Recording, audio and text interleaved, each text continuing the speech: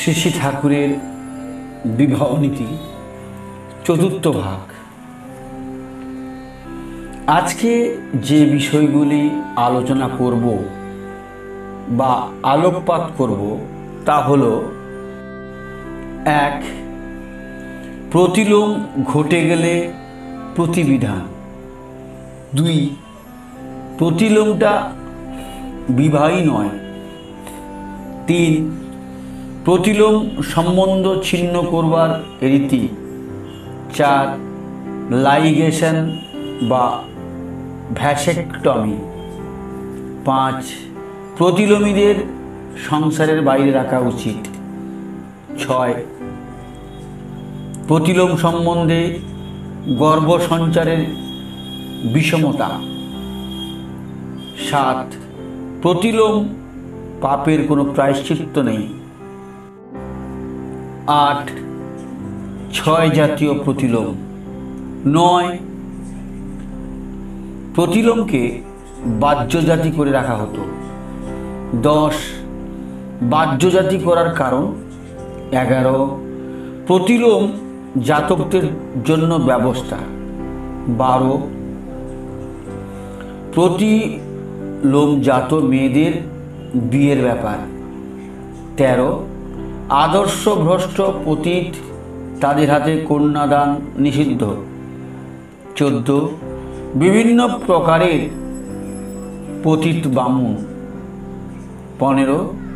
বিপ্রের কর্ম ও চরিত্র। 16. বামুন পতিত হলো কেন। 17.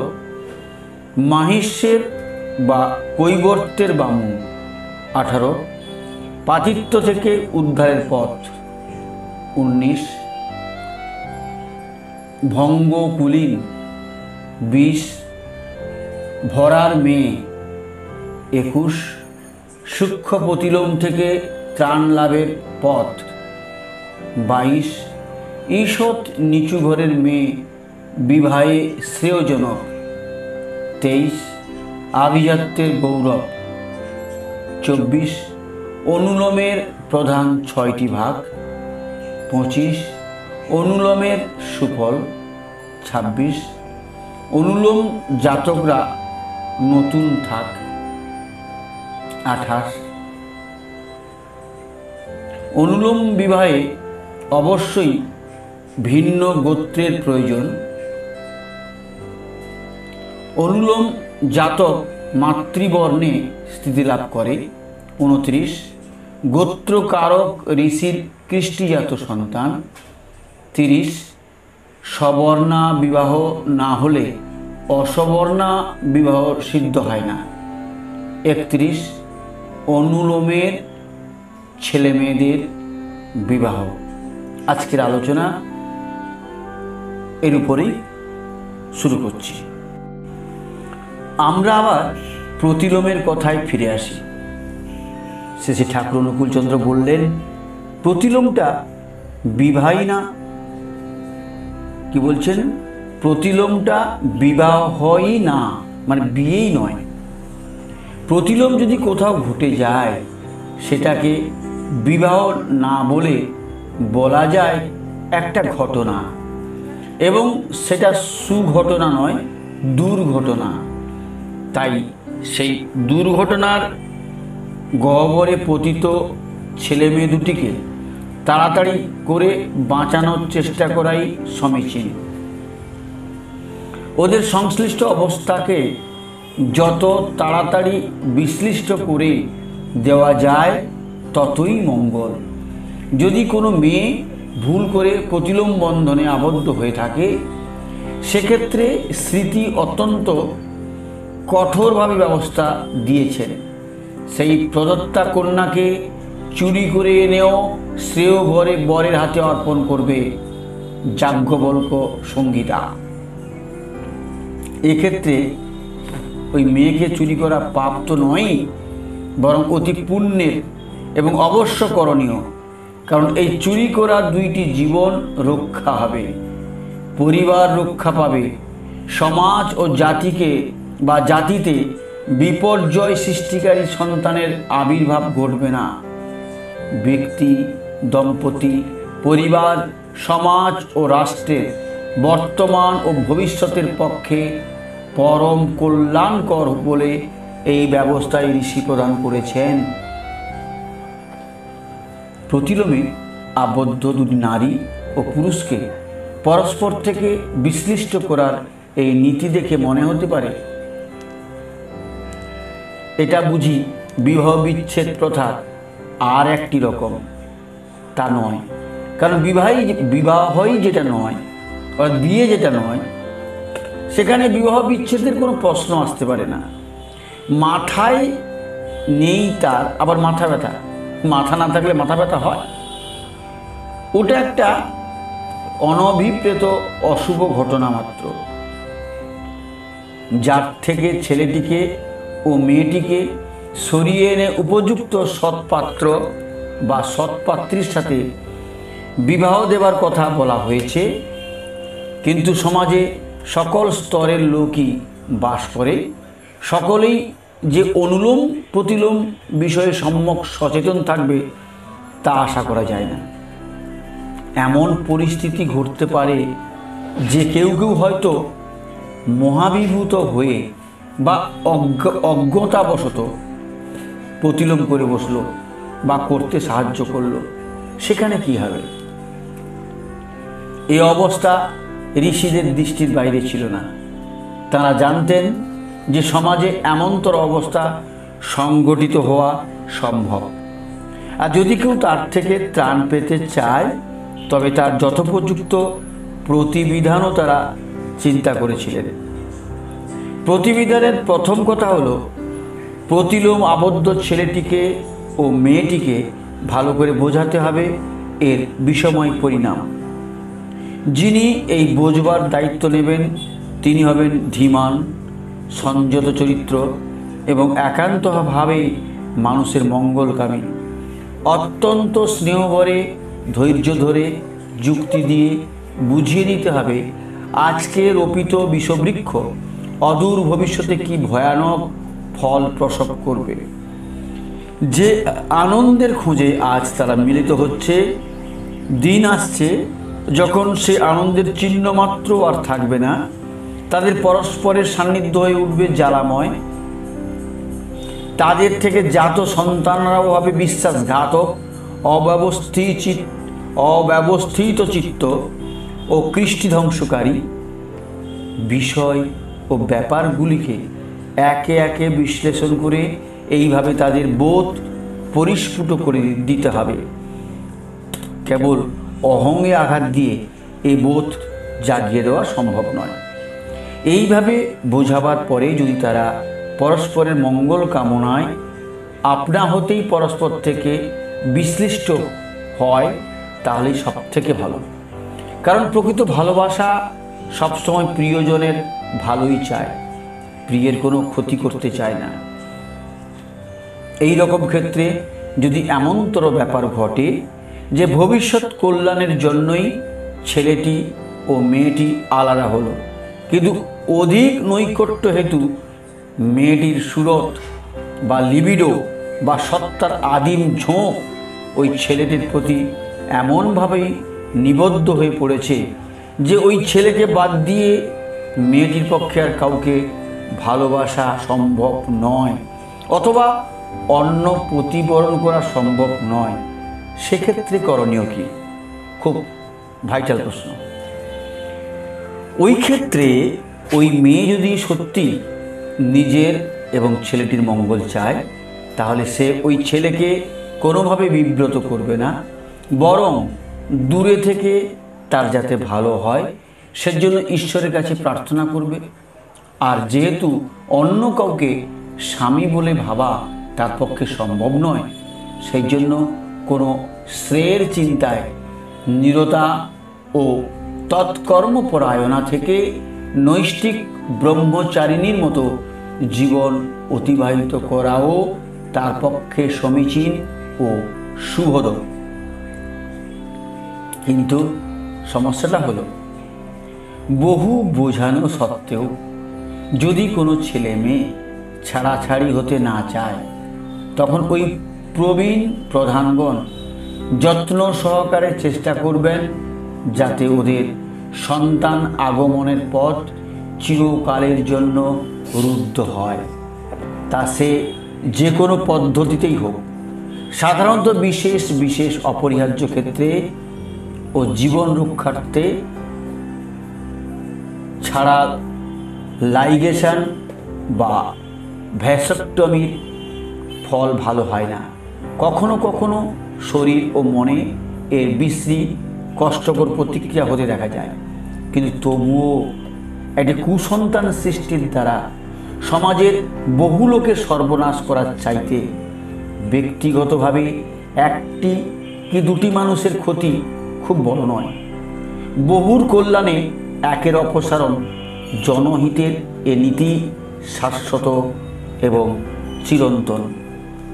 অনেক বাবা মা আছেন লাইগেশন ইত্যাদি করবার পর ছেলেমেয়ের প্রতি মায়া বসে যারা বলেন যা করে ফেলেছে তার আর কি করা যাবে, সন্তান তো আর হচ্ছে না, এখন এদের সংসারের মধ্যে থাকতে তো আর কোনো বাধা নেই। না, তাতেও বাধা আছে। প্রতিলোম সম্বন্ধযুক্ত পুরুষ নারীর অবৈধ বিষদৃশ্য সংসর্গ অচিরেই তাদের জীবনে আনবে কষ্টকর সংঘাত। তাদের মানসিক স্বাচ্ছন্দ্য নষ্ট হয়ে যাবে। পরিবারের মধ্যে বাস করতে থাকলে ওদের অসন্তুষ্ট অসহনীয় অবস্থা সংক্রামিত হয়ে পড়বে অন্যান্য লোকের মধ্যে, এমনকি সংসারের বাইরে অবস্থিত অন্যান্য আত্মীয় স্বজন ও বন্ধুবান্ধবকেও তা ক্লিষ্ট করতে পারে। তাই প্রতিলোম সম্বন্ধান্বিত যারা তাদের সংসার থেকে দূরে রাখাই সমীচীন।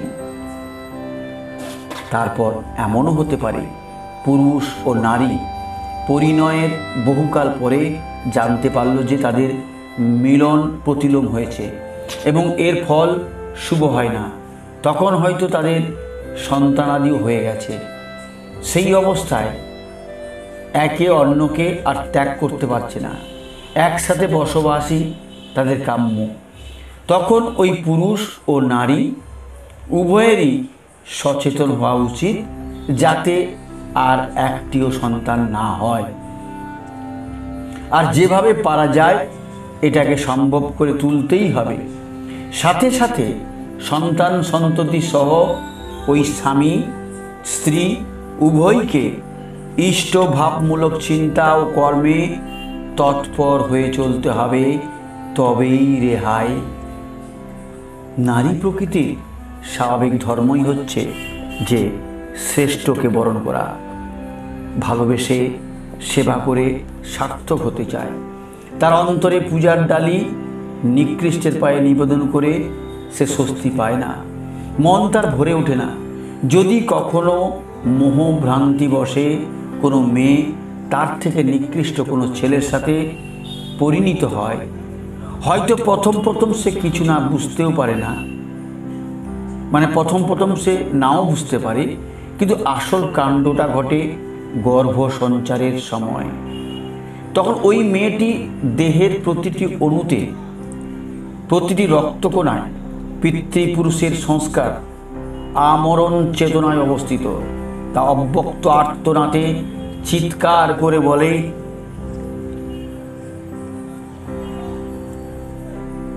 চিৎকার করে বলে ওঠে, ওগো আমাদের বাঁচাও, এভাবে আমাদের ধ্বংস করে ফেলো না। তারপরে যদি গর্ভসঞ্চার হয় তা স্বাভাবিক মিলন আকুতি নিয়ে স্বচ্ছন্দ গতিতে হয় না, হয় একটা বিক্ষোভের মধ্য দিয়ে। লোকচক্ষুর অন্তরালে মাতৃদেহের অভ্যন্তরে এই বিষম ক্রিয়া চলতে থাকে। এর ফলে যে জাতকের আবির্ভাব হয় সে হয় বিক্ষুব্ধ মস্তিষ্ক, শ্রদ্ধাহীন, আর্যাচার বিদ্বেষী। এ যুগের প্রাণপুরুষ শ্রী ঠাকুর অনুকূলচন্দ্র কথোপকথনের মাধ্যমে ব্যক্ত করেছেন যে তার কাছে এইসব ব্যাপারে অজস্র স্বীকারোক্তি আছে। নাম ধাম গোপন রেখে কিছু কিছু ঘটনা তিনি গল্পচ্ছলে বলেছেন, তার মধ্যে একটি ঘটনা, একটি বামুনের মেয়ে একটি জেলের ছেলের সাথে ঘর ছেড়েছিল।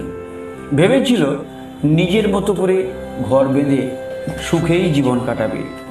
কিন্তু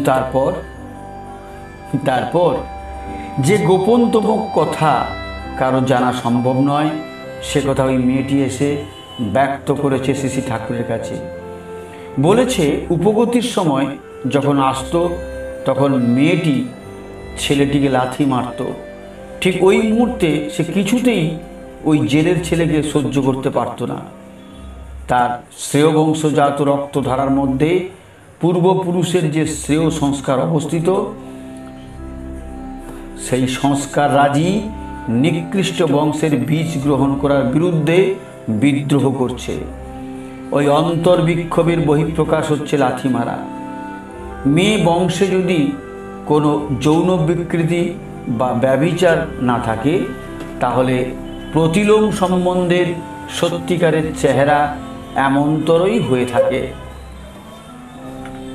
জগতে সব পাপেরই প্রায়শ্চিত্ত আছে, সংশোধন আছে, কিন্তু প্রতিলোমের কোনো প্রায়শ্চিত্ত নেই। কারণ এই পাপের বিষ একেবারে রক্ত স্নায়ু মজ্জার মধ্যে গেঁথে যায়। সত্তার যে স্বাভাবিক বর্ধনমুখী প্রবণতা তা থেঁতলে পাক খেয়ে এক বিকৃত রূপ নেয়। একমাত্র অটুট ইষ্টার্থ পরায়ণতার ভেতর দিয়ে এই পাপের খানিকটা প্রশমন হতে পারে। ইষ্টের ধ্যান, ইষ্টের কর্মে নিরন্তর তৎপর হয়ে চলার ভেতর দিয়ে অনিষ্টকর চিন্তা ও কর্মের জেগে ওঠার শক্তি স্তিমিত হয়ে যায়। স্খলনবিহীন ইষ্টানুরাগের আকর্ষণের শক্তি এতই তীব্র যে তা যার অন্তরে জাগে তাকেই রঞ্জিত করতে পারে। আর এই ইষ্টের রঙে রাঙিয়ে ওঠাটাই হলো রক্ষাসূত্র, মুক্তির একমাত্র সোপান। বিপ্র, ক্ষত্রিয়, বৈশ্য, শূদ্র এই চার বর্ণের মধ্যে প্রতিলোমজাত সন্তানগণকে স্থূলভাবে 6 ভাগে ভাগ করা যেতে পারে। ক্ষত্রিয়ের বিপ্রকন্যাতে জাত সন্তানকে বলা হয় সুত। 2, বৈশ্যের ক্ষত্রিয় কন্যাতে জাত সন্তানকে বলা হয় মাগধ। 3, বৈশ্যের বিপ্রকন্যাতে জাত সন্তান বৈদেহ। 4, শূদ্রের বৈশ্যজাত সন্তানকে বলা হয় আয়োগফ। 5, শূদ্রের ক্ষত্রিয়জাত সন্তানকে বলা হয় খত্তা। 6, শূদ্রের বিপ্রকন্যাতে জাত সন্তানকে বলা হয় চণ্ডাল। স্মৃতির বাঁধন যখন শক্ত ছিল, জীবনের উপর যখন দরদ ছিল, তখন ওইসব প্রতিলোমজ সন্তানদের সমাজে বাহ্য জাতি করে রাখার ব্যবস্থা ছিল। এর উদ্দেশ্য এই ছিল যে তাদের ওই মনোবৃত্তি যেন সমাজের অন্যান্য লোকদের কলুষিত ও বিষাক্ত করতে না পারে। লোকালয়ের বাইরে তাদের বসবাস ভূমি নির্ধারিত হতো। ওই প্রবণতা যাতে অন্যান্য পরিবারের সংক্রামিত হতে না পারে, সেই জন্যই তাদের সমাজ বহির্ভূত করে রাখা হতো। কাউকে আবার রাজা বা তত্তুল্য শ্রেয় গুণসমন্বিত কোনো পুরুষের সান্নিধ্যে রেখে তার সেবা পরিচর্যা ও আদেশ পালন করে জীবন অতিবাহিত করবার ব্যবস্থা করা হতো। মনে রাখতে হবে, এই বিধান কোনো ঘৃণা বিদ্বেষের উপর ভিত্তি করে রচিত হয়নি। বৃহত্তর জনসমাজের স্বার্থ রক্ষার্থে এই বিধি। ডাক্তার যখন রোগীর দেহে অপারেশন করেন, তখন রোগী বা তার কোনো হিতাকাঙ্ক্ষী আত্মীয় কি কখনো ভাবেন যে ডাক্তার কি নিষ্ঠুরভাবে ছুরি চালাচ্ছেন, কত মায়াদয়াহীন? তা তো মনে হয় না, বরং মনে হয় আহা, তিনি দরদের সাথে অপারেশন করে রোগীকে সুস্থ করে তুলছেন। সামাজিক ক্ষেত্রেও ঠিক তেমনতরই ব্যবস্থা। রোগী আপন হলেও তার রোগ কখনো আপন হয় না। বসন্তের রোগীটির সাথে আমরা যতই বন্ধুত্ব থাকুক, সে যখন রোগাক্রান্ত, তখন তার সাথে মাখামাখি করাটা কি আমার পক্ষে যুক্তিযুক্ত হবে। প্রতিলোমজ সন্তানরাও তেমনি অবৈধ জননপ্রসূত মহারোগে আক্রান্ত।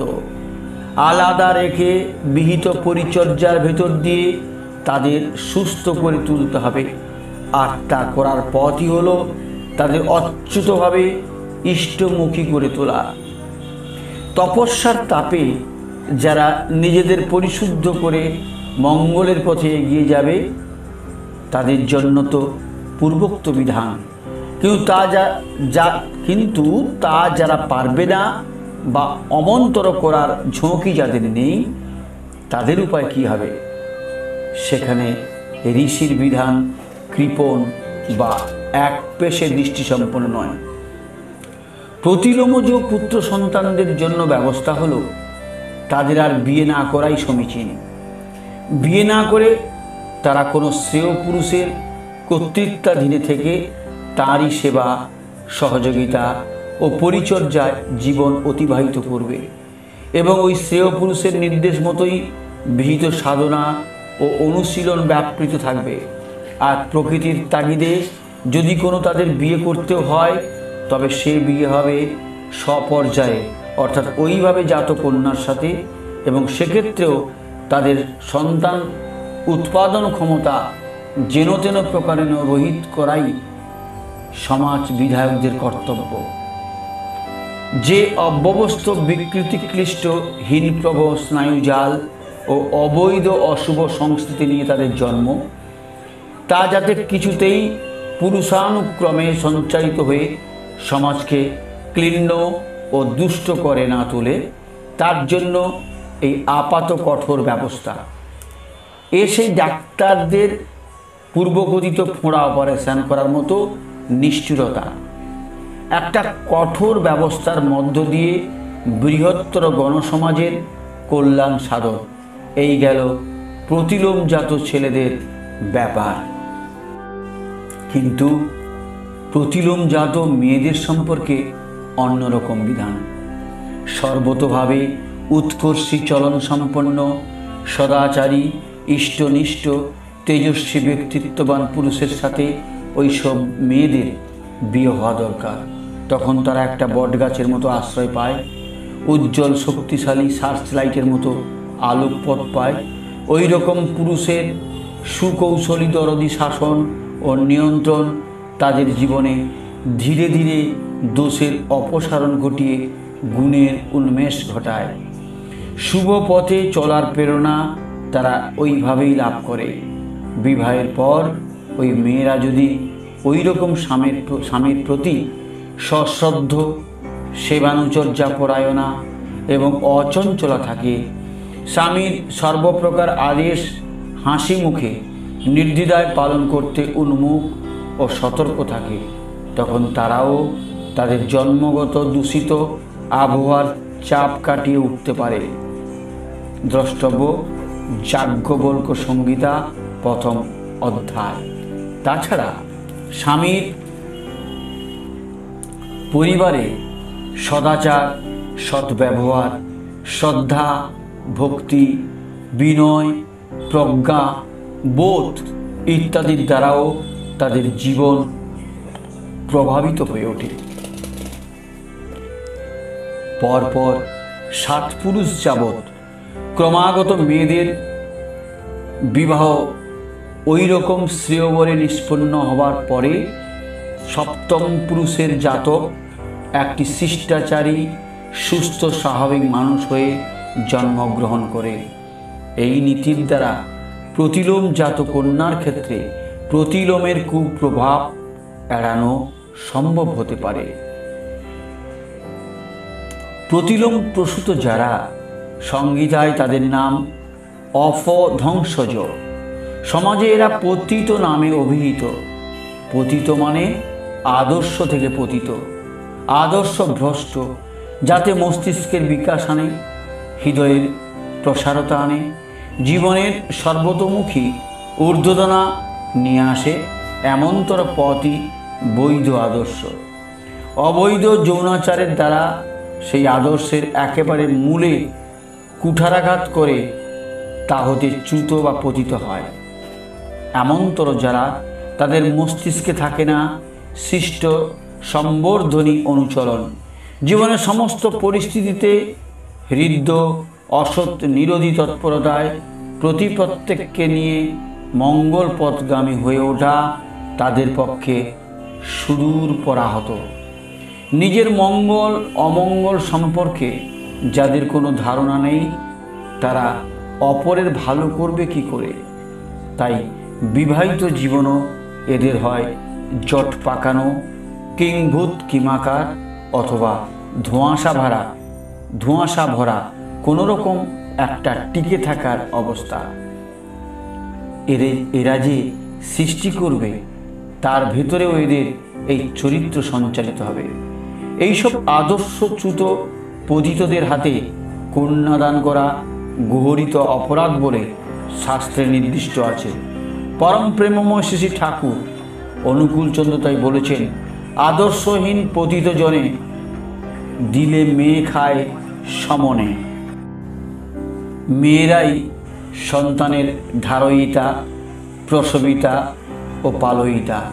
তাই তারা যাতে কোনোভাবে লাঞ্ছিত ও অপমার্গগামী না হয় সেদিকে ছিল সমাজের প্রখর দৃষ্টি। জাত জনম ঠিক করে দেয় মেয়েরা। তাদের যদি নামিয়ে দেওয়া হয়, অর্থাৎ তাদের জীবন গতি নিম্নাভিমুখী করে দেওয়া হয়, তাহলে জাত নিকৃষ্ট হয়, জন্মও নিচু হয়। মেয়েদের যদি অপকৃষ্ট ঘরে বিয়ে হয়, তাহলে যেখানে বিয়ে হচ্ছে তার তো সর্বনাশ হলোই। তাছাড়া যে বা যারা এই বিয়ের উদ্যোক্তা, সমাজের রোষ থেকে সে বা তারাও রেহাই পায়নি। নিজে সে প্রতিলোম করেনি বটে, কিন্তু প্রতিলোমকে সে সমর্থন করেছে বা প্রতিলোম ঘটাতে সাহায্য করেছে। এই অন্যায় কর্ম সাধনের জন্য ওই উদ্যোক্তাকেও শাস্তি নিতে হয়েছে।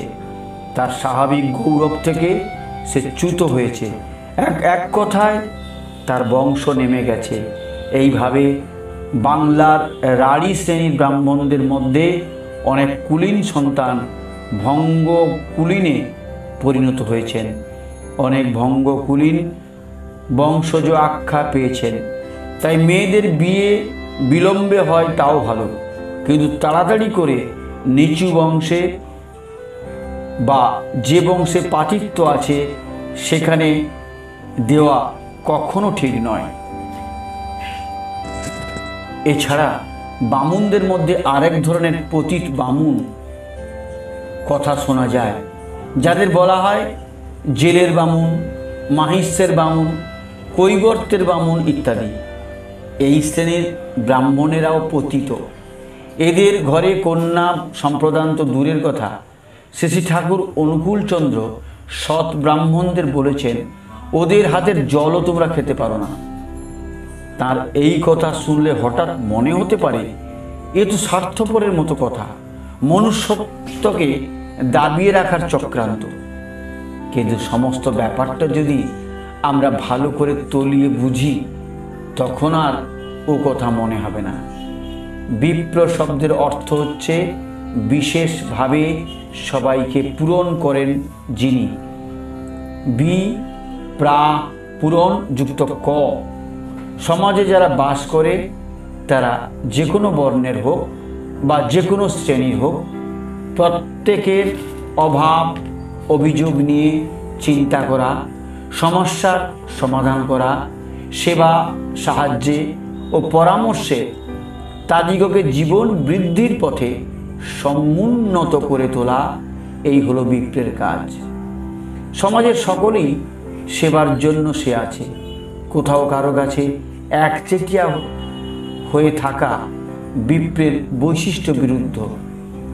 তাই সবার পূরণ বিপ্রধাত। এই বৈশিষ্ট্য হারিয়ে কোনো ব্যক্তি, গোষ্ঠী বা সম্প্রদায়ের মধ্যে আবদ্ধ হয়ে থাকা বিপ্রের পক্ষে অপরাধ।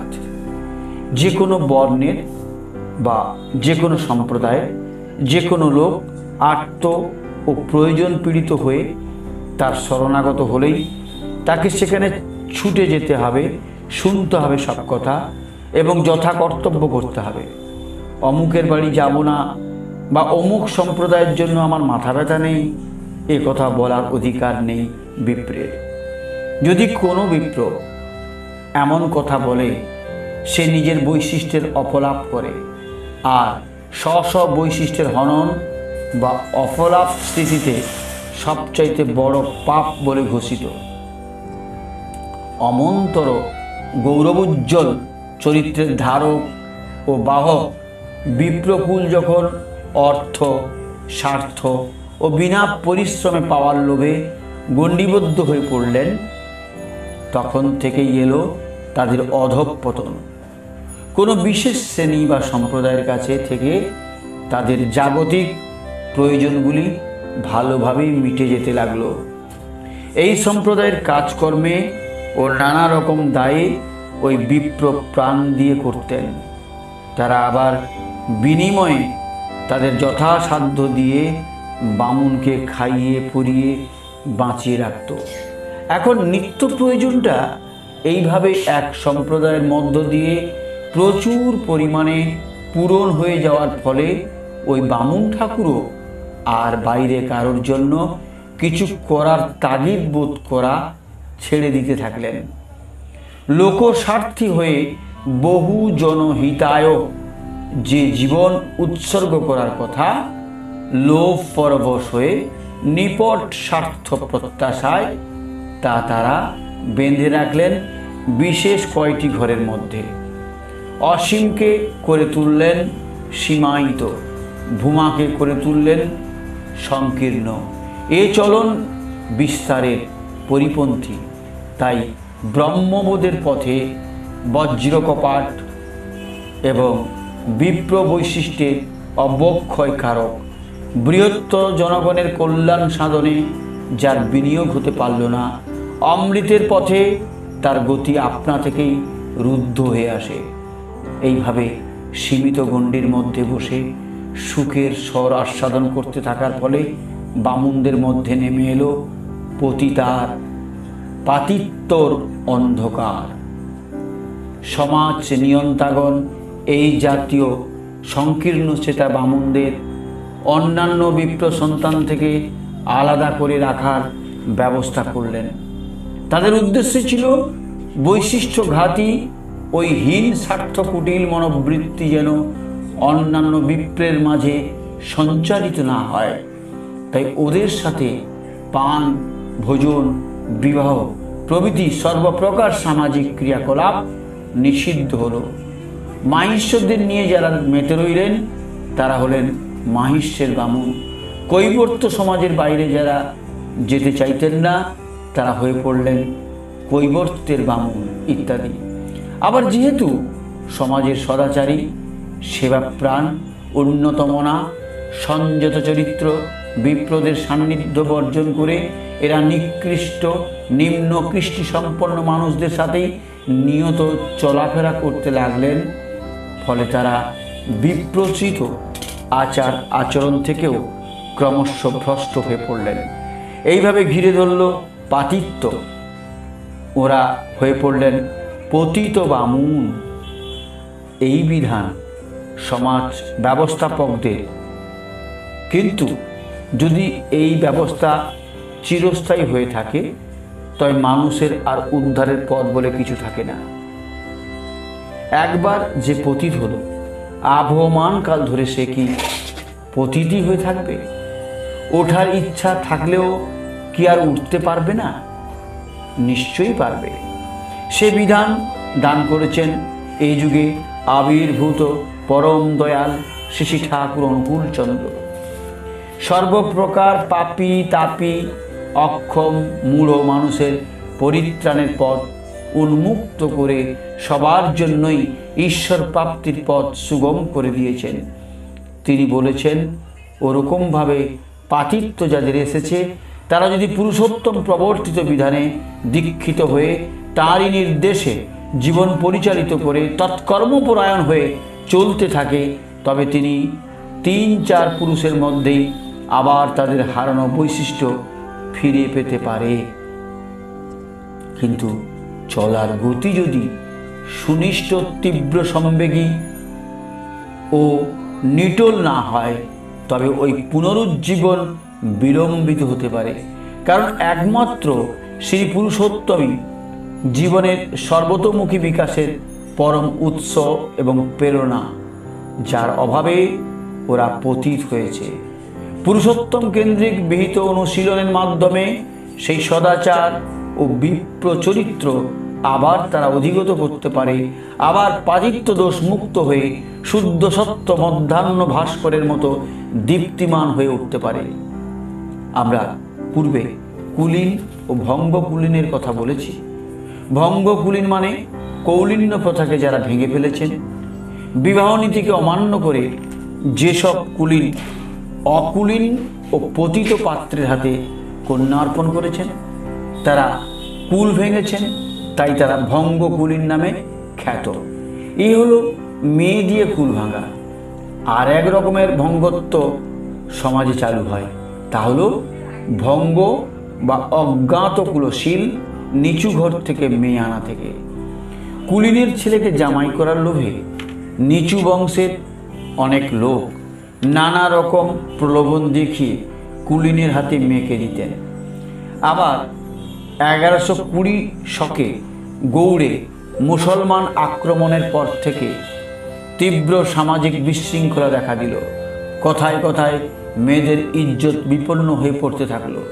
তখন তাদের কোনোভাবে পাত্রস্থ করার জন্য অভিভাবকরা উঠে পড়ে লাগলেন।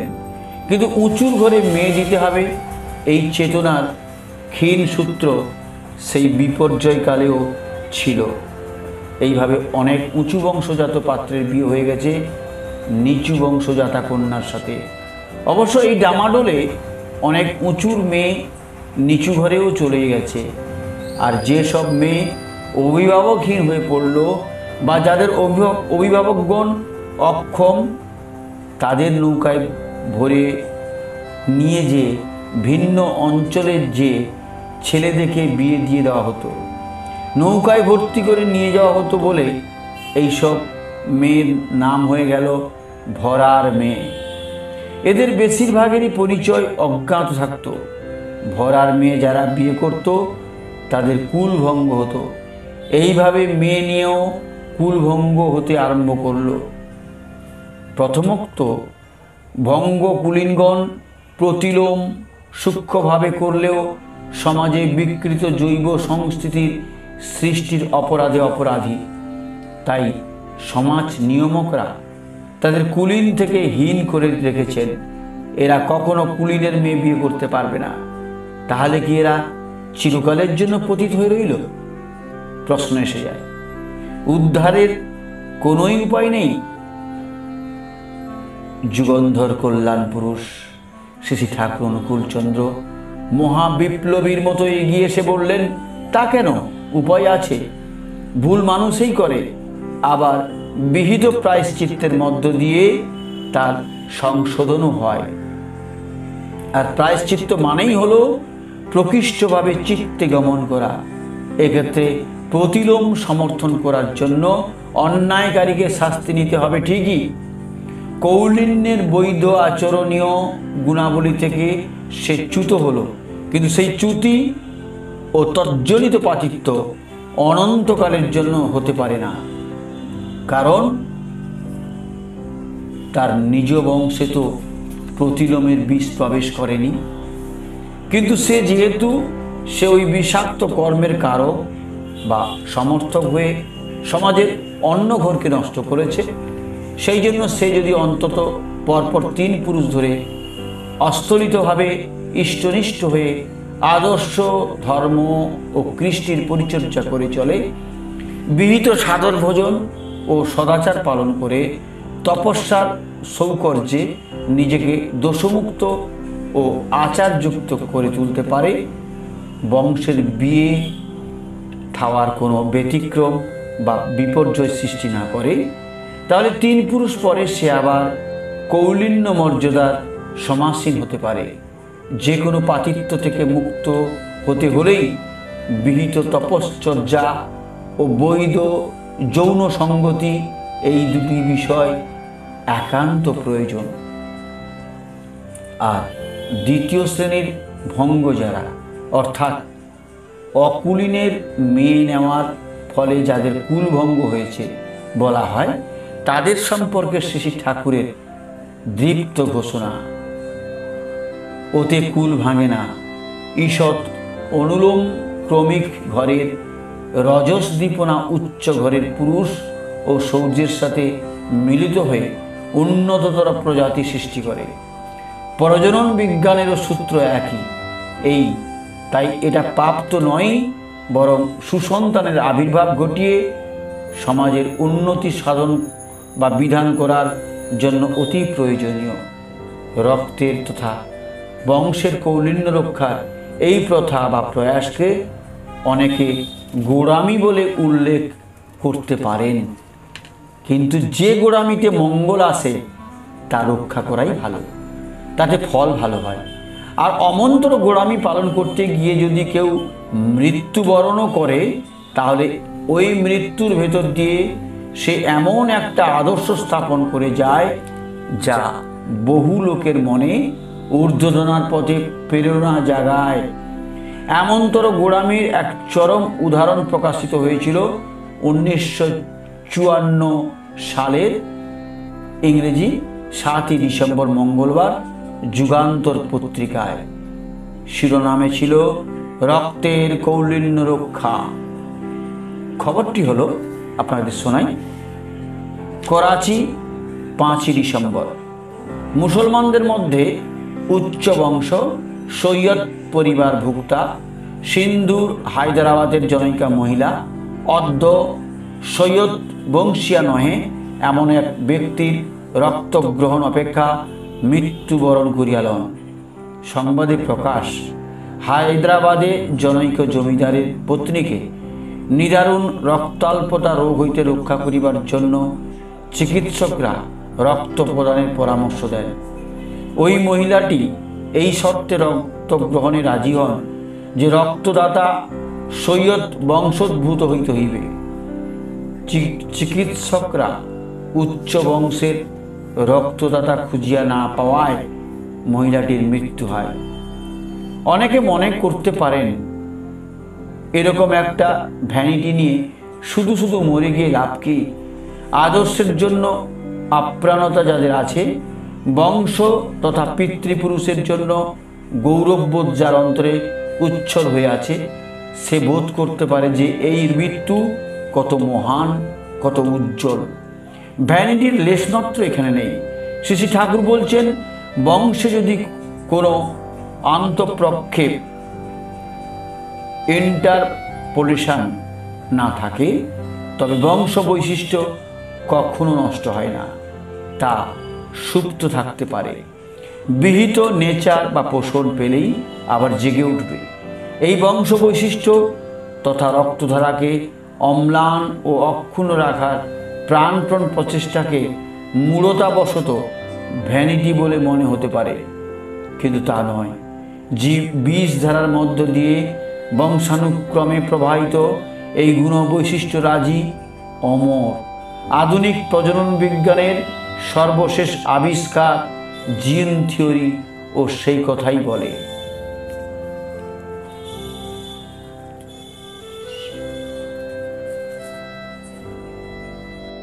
আমরা ইতিপূর্বে প্রতিলোমযদের প্রধান 6টি ভাগের কথা বলেছি। অনুলোমযদের মধ্যেও ঠিক তেমনি 6টি প্রধান ভাগ হয়। তারপর তার শাখা প্রশাখায় বহু রকমের অনুলোম সন্তান সৃষ্টি হতে পারে। প্রধান 6টি ভাগ হল: বিপ্রের ক্ষত্রিয়জাত সন্তান মূর্ধাভিষিক্ত 1 নম্বর, 2 নম্বর বিপ্রের বৈশ্যতে জাত সন্তান অম্বষ্ট, 3 নম্বর বিপ্রের শূদ্রকন্যায় জাত সন্তান পারশব, 4 নম্বর ক্ষত্রিয়ের বৈশ্যতে জাত সন্তান মাহিষ্য, 5 নম্বর ক্ষত্রিয়ের শূদ্রতে জাত সন্তান উগ্র ক্ষত্রিয়, 6 নম্বর বৈশ্যের শূদ্রাতে জাত সন্তান করণ। অনুলোমের এই রকম বিবাহ বন্ধনের ভেতর দিয়ে যে বিশেষ প্রজন্মের উদ্ভব হয় তাতে সমাজে একটা নতুন থাকের সৃষ্টি হয়। বিভিন্ন বর্ণগুলি শ্রেয়ানুকূল বৈবাহিক সম্বন্ধের মধ্য দিয়ে আবদ্ধ থাকার ফলে তাদের পরস্পরের মধ্যে একটা বাঁধন থাকে। একের আপদে অন্যে বুক দিয়ে ঝাঁপিয়ে পড়ার প্রেরণা পায়। বিবাহ বন্ধনটা স্বাভাবিক শ্রদ্ধার উপরে প্রতিষ্ঠিত থাকায় সমস্ত সমাজের মধ্যে একটা সহজ ঐক্য ও সংহতি বজায় থাকে। তাই দেখা যায় কুরুক্ষেত্র যুদ্ধের সময় পাণ্ডবদের অনুলোম অসবর্ণ জাত সন্তানরা এগিয়ে এসে পাণ্ডব শত্রুর বিরুদ্ধে প্রবল পরাক্রমে রুখে দাঁড়িয়েছিলেন। নিম্ন বর্ণের কোনো নারী যখন উচ্চ বর্ণের কোনো পুরুষের মহান ব্যক্তিত্বে আকৃষ্ট হয়ে সহজ ভক্তিতে তার কাছে আনত হয়, তারপরে স্বামীরূপে তাকে গ্রহণ করে সশ্রদ্ধ চিত্তে তার কাছ থেকে সন্তান গ্রহণ করে, তখন ওই সন্তান বীর্যে, সাহসে, মহত্বে, কর্মদক্ষতায়, বিশেষ প্রতিভায় বিরাট ব্যক্তিত্বশালী হয়ে ওঠে। শ্রী ঠাকুর অনুকূলচন্দ্র বলেন, অনুলোমে বাড়ায় ঝাঁঝ। শ্রেষ্ঠ পুরুষের প্রতি মায়ের সহজ শ্রদ্ধাপ্লুত নতি সন্তানের জীবন অমনভাবে বিনায়িত ও সংগঠিত করে। তাই অনুলোম সন্তানরাও শ্রেষ্ঠের প্রতি সহজ শ্রদ্ধা সম্পন্ন হয়েই থাকে। এদের বৈশিষ্ট্য সবর্ণজাত সন্তানদের থেকে আলাদা। অনুলোম জাত নতুন থাকের মধ্যে তাদের পিতৃবর্ণের বিশেষ চারিত্রিক বৈশিষ্ট্যের এমন কতগুলি বিকাশ ঘটে যা আর অন্য কোথাও পাওয়া যায় না। সমাজকে নানাভাবে সুগঠিত, শক্তিশালী ও সম্বর্ধিত করে তোলার জন্য সমাজকর্তাদের জনননীতির এই বিচিত্র বৈজ্ঞানিক চিন্তার কথা ভাবলে চমৎকৃত ও স্তম্ভিত হতে হয়। মানুষের চাষ করে মানুষের মধ্য দিয়ে ভালো ফসল বের করে নিয়ে তার সমাজের জীবন ও বর্ধনের কাজে লাগাতেন। আপামর জনসাধারণ সবাই এর দ্বারা উপকৃত ও লাভবান হতো।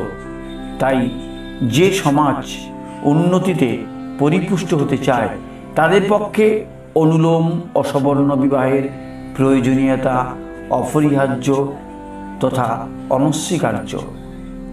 কিন্তু যেমন তেমনভাবে অনুলোম বিবাহ করলেই তাদের সুফল ফলে না, এরও নীতি আছে, বিধি আছে। তা অবহেলা করে যা খুশি তাই করলে ভালো হয় না। সবর্ণ বিবাহের বেলাতে যেমন তেমনি অসবর্ণ বিবাহের সময়ও গোত্র, বংশ, বয়স, স্বাস্থ্য, চরিত্র ইত্যাদি অবশ্যই বিচার করতে হবে। পাত্র ও পাত্রীর গোত্র আলাদা হতেই হবে। এই প্রসঙ্গে কাউকে কাউকে বলতে শোনা যায়, স্ববর্ণের মধ্যে স্বগোত্র যারা তারা একই বংশের সন্তান, কিন্তু ভিন্ন বর্ণের মধ্যে যখন ওই একই গোত্র দেখা যায় তারা নিশ্চয়ই ওই রক্তধারাজাত সন্তান নয়, শিষ্য সন্তান। এদের কথার উত্তরে সবিনয় নিবেদন করি যে বিভিন্ন বর্ণের মধ্যে সমগোত্রীয় যারা তারা এক রক্তবায়ু হতে পারে, কারণ ঋষিদের সবর্ণা স্ত্রী ছাড়াও একাধিক অসবর্ণা স্ত্রী থাকতেন। প্রাচীনকালে ইতর বর্ণের অনেকে বর্ণশ্রেষ্ঠ আর্য ঋষির ঘরে কন্যাদান গৌরবের বলে মনে করতেন। আবার সুশিক্ষিতা কন্যাগণও ব্যক্তিত্ব ও জ্ঞান গরিমায় শ্রেষ্ঠ অমন্তর পুরুষকে স্বামীরূপে বরণ করে নিজদিগকে সম্মানিতা বোধ করতেন। তাদের লক্ষ্য ছিল এক স্বামীকেই সম্পূরণ করা, তাঁরই আদর্শ বহন করে নিয়ে চলা, সর্বতোভাবে স্বামীর কার্যে সহযোগিতা করা। তাই ওই স্ত্রীগণের মধ্যে পারস্পরিক সম্প্রীতিও বজায় থাকত। তাদের গর্ভজাত সন্তানদের নিয়েই সমাজের সৃষ্টি হয়েছিল একটি পৃথক থাক। এই অনুলোম জাতীয় সন্তানদের কৌলিক ক্রিয়াকর্ম ও বিবাহ মাতৃবর্ণের নিয়ম অনুযায়ী সংগঠিত হতো। বংশের উৎকর্ষ সাধনের জন্য এই ব্যবস্থাই হলো সুচিন্তিত বৈজ্ঞানিক পদ্ধতি। তাই শাস্ত্রের অনুশাসনও অমন্তর। বহু পুরুষ ধরে এরকম চলতে থাকার ভেতর দিয়ে এইসব জাতক মাতৃবর্ণের আচারে স্থিতি লাভ করলো। ধীরে ধীরে পিতৃকৃষ্টি ও সংস্কার থেকে তারা দূরে সরে গেল। এর কারণ প্রধানত তিনটি হতে পারে: ক্রূর কুটিল রাজনৈতিক পরিস্থিতি, সমাজে প্রকৃত দক্ষ পরিচালক না থাকা এবং দুষ্ট হীনমন্য প্রবৃত্তির প্ররোচনা। যাই হোক, এইভাবে অনুলোম সন্তানগণ স্ব মাতৃবর্ণানুপাতিক ক্ষত্রিয়, বৈশ্য বা শূদ্র বর্গের অন্তর্ভুক্ত বলে সমাজে পরিগণিত হয়ে পড়ল। কিন্তু পিতৃগোত্রে পরিচিত থাকার দরুন বিভিন্ন বর্ণের মধ্যে একই গোত্র দেখা যেতে লাগলো। এরা একই ঋষির ঔরসজাত বিভিন্ন সন্তান। প্রাচীনকালের অনেক মূর্ধাভিষিক্ত সন্তান এই প্রক্রিয়ায় খাঁটি ক্ষত্রিয় বা কায়স্থতে রূপান্তরিত হয়েছে। বিভিন্ন বর্ণের মধ্যে গোত্র সাম্যের অপর কারণ হলো বিভিন্ন বর্ণের যেসব সন্তান যে একই ঋষির অধীনে থেকে বিদ্যা শিক্ষা ও জীবন নিয়ন্ত্রণ করতেন, তারাও ওই ঋষির গোত্রেই পরিচিত হতেন। এরা হলেন কৃষ্টিজাত সন্তান। অনুলোম বিবাহ সম্বন্ধে তার পরের কথা হলো, পুরুষের পক্ষে শুধুমাত্র অনুলোম অসবর্ণ বিবাহ করা অশাস্ত্রীয় তথা সুজনন বিজ্ঞান বিরোধী। এ সম্পর্কে শ্রী ঠাকুর অনুকূলচন্দ্রের সুস্পষ্ট বিধান হলো, প্রথমে সবর্ণা বিবাহ করতে হবে। সেই সবর্ণা স্ত্রীর পুত্র সন্তান জাত হওয়া চাই। তারপরে পুরুষ অসবর্ণা স্ত্রী গ্রহণ করতে পারে। এমনতন ব্যবস্থার কারণ একমাত্র ওই সবর্ণা স্ত্রীতে জাত পুত্রের মধ্য দিয়ে মানুষের পুরুষ পরম্পরাজাগত বংশ বৈশিষ্ট্য অবিকৃত ও অক্ষুণ্ণ থেকে প্রবাহিত হতে পারে। কিন্তু অনুলোম জাতকে ওই ধারা ঠিক অবিকৃত থাকে না। অসবর্ণজাত সন্তান সবর্ণাজাত সন্তানের চেয়ে একটু নেমে যায়, তারা একটি নতুন থাক। সবর্ণাজাত পুত্রের মতো তাদের দেবকার্য বা পিতৃকার্যে অধিকার থাকে না। কিন্তু কেউ হয়তো কোনো পরিস্থিতির চাপে পড়ে বা অজ্ঞতাবশত অসবর্ণা বিবাহই করে ফেলেছে, সেক্ষেত্রে করণীয় কি? পরম প্রেমময় শ্রী ঠাকুর বলেছেন, সেক্ষেত্রে ওই পুরুষের আবার একটি সবর্ণা স্ত্রীকে বিবাহ করতেই হবে এবং যতদিন সবর্ণা বিবাহ না হচ্ছে ততদিন ওই পুরুষের ওই অসবর্ণা বিবাহ সিদ্ধ হয় না। আবার শুধু উপরোক্ত নিয়মে অসবর্ণ বিবাহের প্রবর্তন করতে থাকলেই যে সমাজ উন্নতির পথে চলবে তা নয়। অসবর্ণাজাত পুত্রকন্যাদের বিবাহ দেখে শুনে ঠিক নিয়ম মতো দেওয়া দরকার। শ্রী ঠাকুরের প্রবর্তিত বিধান হলো, অনুলোম ছেলেদের বিয়ে হবে সমান থাকে অথবা মাতৃবর্ণে, আর মেয়েদের বিয়ে দিতে হবে সমান থাকে অথবা পিতৃবর্ণে। সমান থাকে যারা বিবাহিত হলো তাদের নিয়ে সৃষ্টি হলো একটা নতুন থাকের সমাজ। তাদের কৃষ্টি, গুণবৈশিষ্ট্য, কর্মনিপুণতা, সেবা ও সহযোগিতার দ্বারা তারা সমাজের বিশেষ ধরনের উপকার সাধন করবে। আর যেসব ছেলে মাতৃবর্ণ ও যেসব মেয়ে পিতৃবর্ণে বিবাহ করল, তারা বংশানুক্রমিক অন্তত 7 পুরুষ ধরে যাতে এই রকম অনুলোম ক্রমিক বিয়ে থাওয়া করে, সেদিকে সমাজ বিধায়কদের বিশেষ নজর রাখতে হবে। কোনো রকম ব্যতিক্রম বা উল্টাপাল্টা করলে এর ভেতর দিয়েই প্রতিলোম ঢুকে যাওয়া সম্ভাবনা। তখন ভালোর বদলে মন্দই মাথা চাড়া দিয়ে উঠবে। তাই অনুলোম বিবাহ করলেই হলো না, তার অনুশাসনগুলি যথাযথভাবে প্রতিপালিত হওয়া চাই। আজ এই পর্যন্ত, আবার দেখা হবে আগামী ভিডিওতে। আজকে এখানেই শেষ করব। পরিশেষে যেগুলো বিশেষ করে মনে রাখবেন সেগুলো হলো, খুব ঠান্ডা মাথায় ধ্যান দিয়ে শুনবেন। জগতে সব পাপেরই প্রায়শ্চিত্ত আছে, সংশোধন আছে, কিন্তু প্রতিলোমের কোনো প্রায়শ্চিত্ত নেই। কারণ এই পাপের বিষ একেবারে রক্ত, স্নায়ু, মজ্জার মধ্যে গেঁথে যায়। সত্তার যে স্বাভাবিক বর্ধনমুখী প্রবণতা, তা থেঁতলে পাক্ষে এক বিকৃত রূপ নেয়।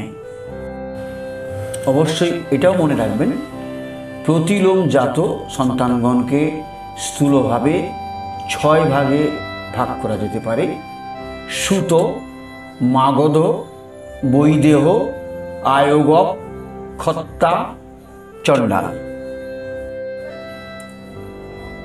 প্রতিলোমজ সন্তানরা অবৈধ জননপ্রসূত মহারোগে আক্রান্ত।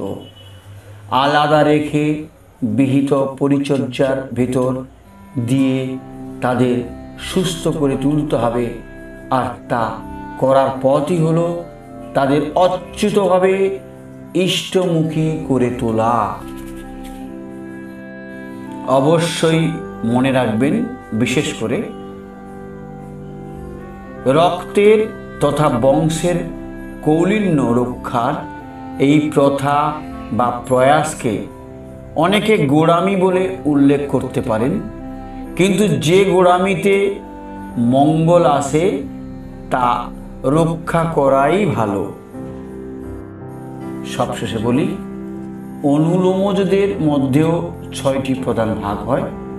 তারপর তার শাখা প্রশাখায় বহু রকমের অনুলোম সন্তান সৃষ্টি হতে পারে। প্রধান 6টি ভাগ হল মূর্ধাভিষিক্ত, অম্ভষ্ট, পারশব, মাহিষ্য, উগ্র, ক্ষত্রিয় এবং করণ। আপনাদের সবার সুস্থ, স্বস্থ, সুদীর্ঘ, ইষ্টোচ্ছল, নীরব জীবন প্রার্থনা করি পরম পিতার রাতুল চরণে। সবাই ভালো থাকবেন। জয় গুরু। বন্দে পুরুষোত্তমম।